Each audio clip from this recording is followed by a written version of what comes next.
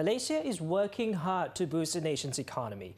Sadly, good news for the economy is sometimes bad news for the country's indigenous people, as the customary lands they thrive on since before Malaysia's independence are slowly being taken away for the profit of the rich.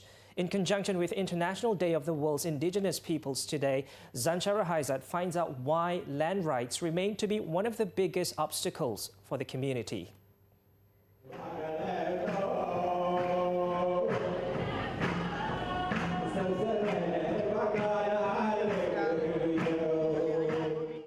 While Malaysia has adopted the United Nations Declaration on the Rights of Indigenous People, the Orang Asli community still faces a number of challenges, especially when it comes to land rights, like development and logging.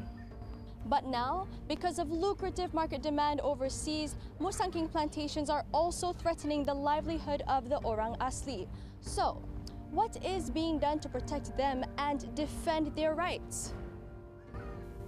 A 2005 UN report revealed that the rate of primary forests lost almost doubled between 2000 and 2005 compared to 1990 and 2000. Mind you, the figures you're looking at are in hectares per year.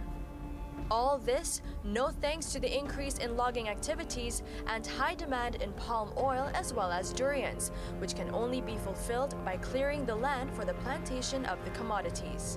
For instance, the Tamiar tribe in Gua Musang were victimized as their ancestral forests have been cleared to make way for vast durian orchards. Kita telah mencatatkan tanah sejarah kampung dan juga tempat-tempat yang keramat, tempat-tempat yang kami cari makan, tempat-tempat yang kami guna. Supaya itu adalah, memang di situ adalah tempat yang kami makan, tempat kami tidur, tempat kami mati di situ juga. Jadi tentang air memang bila pemaju, pembalak masuk, jadi memang mencemarkan tentang air kami. However, there's much more to land and pollution issues that the Orang Asli are facing, a deeper scar that's wounding the community. There's also a mental effect, the psychological effect. There's tremendous stress on them. But the ultimate biggest distress among the Orang Asli is that the government is not recognizing the rights to land, the customary land. That is the biggest disappointment. Before the 14th general election, among the promises made by Pakatan Harapan in their manifesto was to preserve customary land rights and welfare of the Orang Asli. After taking over Putrajaya, Adidas says the pledge has yet to be delivered. Jadi kami harap kerajaan yang baru ini tolonglah pulihkan masalah-masalah kami Orang Asli. Sebab kami memilih dia, kami memilih kerajaan. Jadi kami harap kerajaan pun bertanggungjawab. So kami sudah pilih dia. Claiming that a piece of land belongs to an Orang Asli community, however, is no easy feat. They need to show that they have customary claims. Okay, they need to demonstrate customary claims to the land by having shown that they have lived there over a period of time. I think it's not so much it's difficult, rather it requires a bit of effort to document. So the community would have to demonstrate that they have certain sites within the landscape that they claim as customary. They would have to have graveyards, settlements, fields, and then an oral tradition that locates them within that landscape. Another factor in the issue is that some Orang Asli tribes are nomadic. They move from one place to another and don't quite settle down in one place for too long. The misconception is nomadic people move everywhere. No, they have a customary landscape that they learned from their parents who were taught by their parents. It's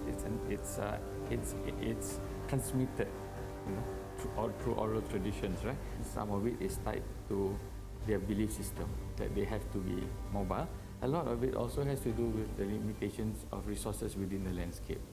To find out more on what's going on the government side of the issue, I've tried reaching out to relevant agencies, but unfortunately, they refused to give any comments.